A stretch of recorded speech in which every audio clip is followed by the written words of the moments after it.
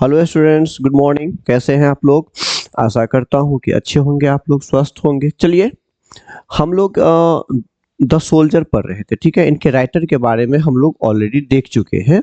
तो अब हम लोग पोएम क्या कहता है, कैसे हम लोग को पढ़ना है लाइन बाय लाइन, उसके सिंपल मीनिंग को हमें समझना है।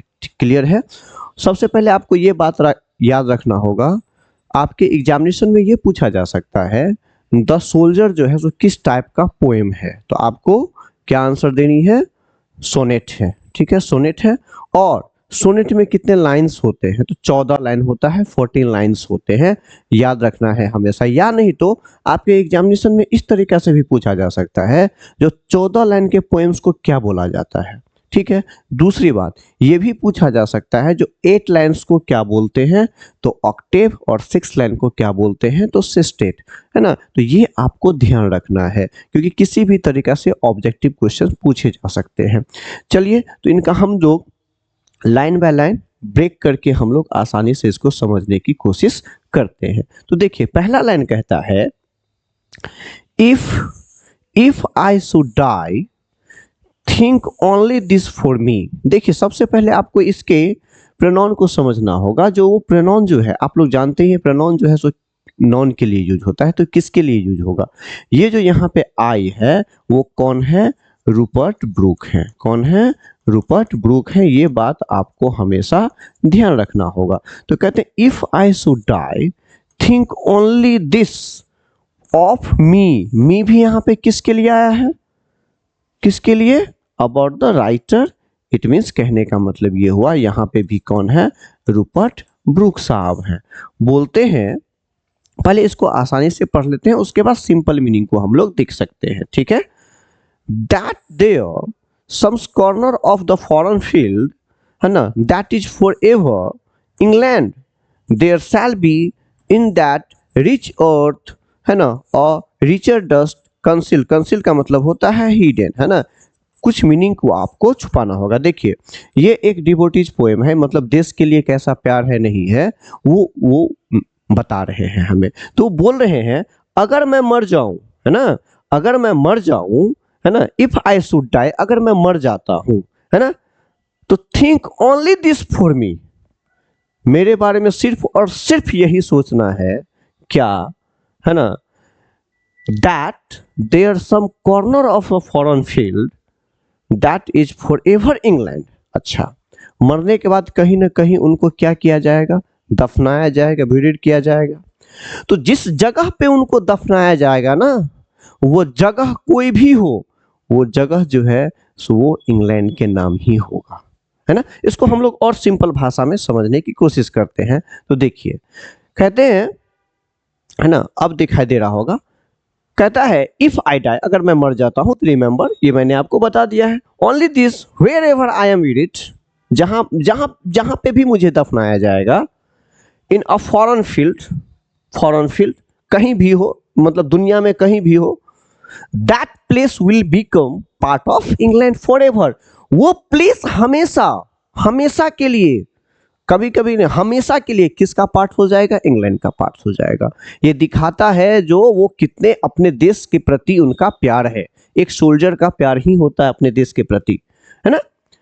My body which comes from England will rest there and make that soil special। कहता है, मेरा जो बॉडी है ना, which comes from England, जो कहाँ से आया है? इंग्लैंड से आया है। will rest there, वहां पे क्या करेगा? रेस्ट देगा। And make that soil special, उस सॉइल को क्या बनाएगा? वो स्पेशल, यानी कि उसके लिए वो सॉइल क्या हो जाएगा? स्पेशल बनेगा, ठीक है।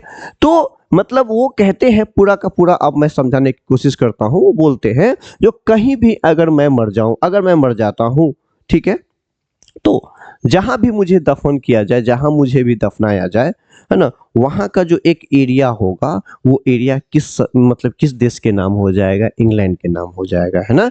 क्यों? क्योंकि वहां से मेरी क्या आती है? कहता है, my body which comes from England, क्योंकि हमारा बॉडी जो है सो कहाँ से आता है? इंग्लैंड से आता है। तो समझ गए होंगे इस 4 लाइन का मतलब आप लोग। चलिए, अब आगे बढ़ते हैं। उसके बाद बोलते हैं, उसके बाद बोलते हैं, और डस्ट, यहाँ पे एक चीज आपको ध्यान रखना होगा, हर एक पॉइंट को समझना होगा, जो कौन किसके लिए यूज हुआ है वो समझना है। तो यहाँ पे जो डस्ट है ना, डस्ट का मतलब होता है धूलकण, लेकिन इस डस्ट को रॉबर्ट ब्रूक खुद अपने आप को मानते हैं ना, रूपर्ट ब्रूक अपने आप को मानते हैं। यहाँ पे जो डस्ट आया है वो किनके लिए, रूपर्ट ब्रूक के लिए, है ना। अब क्यों ऐसे आया है सो मैं आपको बताता हूँ। अ डस्ट होम इंग्लैंड बोर्ड।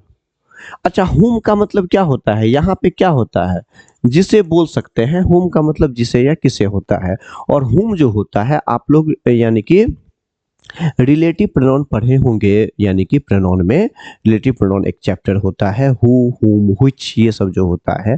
तो हुम जो यूज किया जाता है हमेशा इंसान के लिए, यानी कि लिविंग बीइंग के लिए, ठीक है। और यहाँ पे जो लिविंग बीइंग है वो कौन है, आपके रूपर्ट ब्रूक साहब। कहता है अ डस्ट हुम इंग्लैंड बोर्ड, कहता है एक डस्ट, धूलकण, जिसको इंग्लैंड ने क्या दिया, जन्म दिया। इस बात को हमेशा समझना है। तो एग्जामिनेशन में आपको ये भी पूछा जा सकता है, जो ये लाइन दे देगा, ठीक है, यहां तक लाइन दे सकता है और पूछ देगा बताइए यहाँ पे डस्ट के अंडर, डस्ट को अंडरलाइन करके, डस्ट रेफर्स टू, डस्ट किसको रेफर करता है, डस्ट किसके लिए यूज हुआ है यहाँ पे। तो आपको हमेशा ध्यान रखना है, आपके जो राइटर है रूपर्ट ब्रूक साहब, वो हमेशा आपको ध्यान रखना है, ठीक है।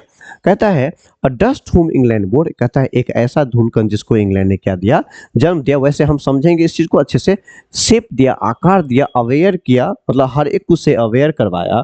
Give once of her flower to love her ways to roam, roam का मतलब क्या होता है, इधर उधर भटकना, है ना। A body of England's breathing air, English air, washed by the rivers, blessed by sons of whom, है ना। चलिए अब हम इसका आसानी से हिंदी मीनिंग को समझते हैं, ठीक है। कहते हैं क्या, जो कहता है द सोल्जर सेज, सोल्जर क्या कहते हैं, यहाँ पे द सोल्जर क्या कहते हैं, दैट ही वॉज बोर्न, देखिए ही वॉज बोर्न है, यहाँ पे हुम जो है तो किसके लिए आया था, रूपर्ट ब्रूक के लिए, है ना। He was born, he was born and brought up in England, है ना। ये मतलब जन्म भी हुआ है और वहां पे वो पले बड़े भी हैं, कहाँ पे, इंग्लैंड में। व्हिच शेप्ड, है ना, जो क्या दिया है उनको, एक आकार दिया है, थॉट एंड द पर्सनैलिटी, मतलब वो हर एक कुछ दिया है, कौन, इंग्लैंड ने, इसीलिए वो इंग्लैंड की बार बार चर्चा करते हैं, है ना। He loved the beauty of his country, कहते हैं वो अपने देश की सुंदरता को बहुत ही प्यार करते हैं, है ना। And enjoy moving the freely in it, अब हमेशा उधर उधर भटकना क्या करते हैं, अपने आप को एंजॉय करते हैं। His body belongs to England, उनका जो बॉडी जो है सो बिलोंग कहाँ से करता है, इंग्लैंड से करता है। बिकॉज ही लिव्ड देयर, क्योंकि वहां वो रह चुके हैं, रहते थे, है ना। ब्रेथ इट्स एयर, उसके सांसों को लिए हुए हैं। एंड वॉज, है ना, nurtured it's reverse and the sunlight, मतलब वो, मतलब रिवर्स और सनलाइट ने उन्हें पाला है, पोसा है, हर एक कुछ किया है, ईच एंड एवरीथिंग, है ना। तो वो यही चीज बता रहे हैं, जो इंग्लैंड ने मुझे जन्म दिया है, पाल पोल करके बड़ा किया है, उन वहाँ की सुंदरता को वो प्यार करते हैं, है ना। उनके वो रिस्पॉन्सिबिलिटी दिया है, थॉट्स दिया है, सोचने का तरीका दिया है। तो क्यों ना जहाँ पे मैं मरूं वहां पे जो है सो जहां पे भी मुझे दफनाया जाए, इतना सब कुछ मेरे लिए इंग्लैंड ने किया है, तो क्यों ना जहां पे मुझे दफनाया जाए, क्यों ना उस वो जगह जो है सो इंग्लैंड के नाम हो। क्लियर है, आई होप कि ये क्लियर हो गया होगा। आगे हम लोग अब बढ़ते हैं, चलिए। अब कहता है, अब कहता है, चलिए इसको भी हम बहुत ही अच्छे से देखते हैं। 14 लाइन का है, हमेशा याद रखना है आपको।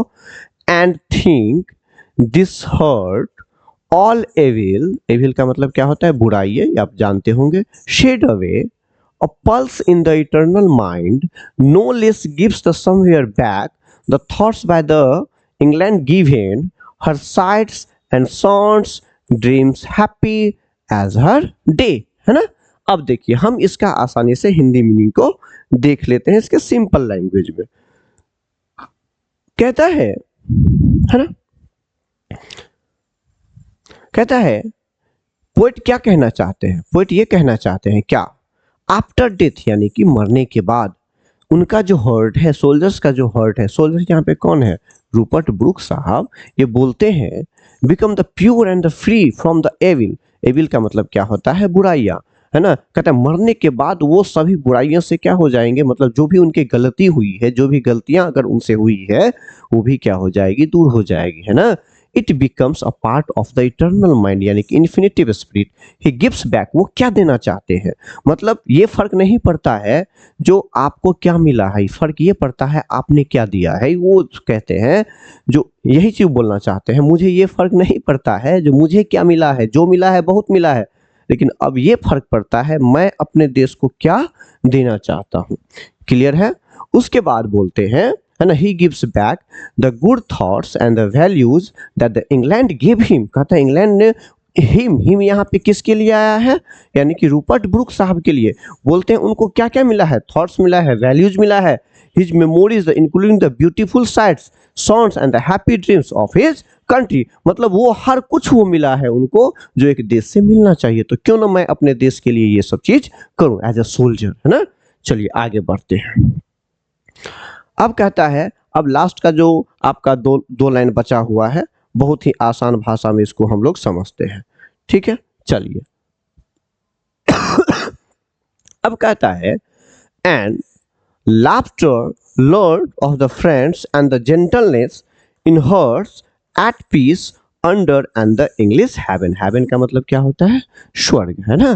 तो अब ये चीज को लास्ट लाइन दो लाइन जो है बचा हुआ है, उसको हम लोग आसानी से देख लेते हैं। क्लियर है।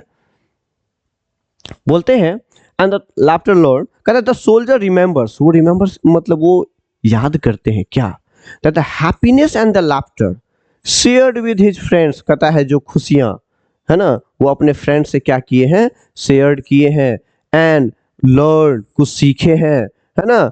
All these goods feeling live in a peaceful heart, वो सारे के सारे जो खुशी का जो पल है उनके हर्ट में बसता है। एज इफ अंडर द काम, काम का मतलब क्या होता है, शांत, है ना, and beautiful sky of England, वो जैसे कि ऐसे मानो जो अंडर द काम and the beautiful sky of England, यानी कि beautiful sky of England, England के यानी कि हम कूल काम कंपोज्ड होकर के क्या कहते हैं, पीसफुली माइंड से सोच करके, है ना, हार्ट उनका क्या हो जाएगा, पवित्र हो जाएगा। तो यही चीज जो है सो वो कहना चाहते हैं। तो कहीं ना कहीं हम लोग चैप्टर को जो है लाइन बाय लाइन देख चुके हैं, आपको समझ में आ गया होगा। इसको अच्छे से आपको समझना है, ये समझना है, ये जो आपका पोएम सेक्शन है, जो सोनेट्स है, वो 14 लाइन का है, उसमें 2 पार्ट्स में डिवाइडेड है। एक 8 लाइन का ऑक्टेव होता है, 6 लाइन का सेस्टेट होता है। चलिए, आई होप कि आपको ये समझ में आ गया होगा। चलिए, बहुत बहुत धन्यवाद आपको।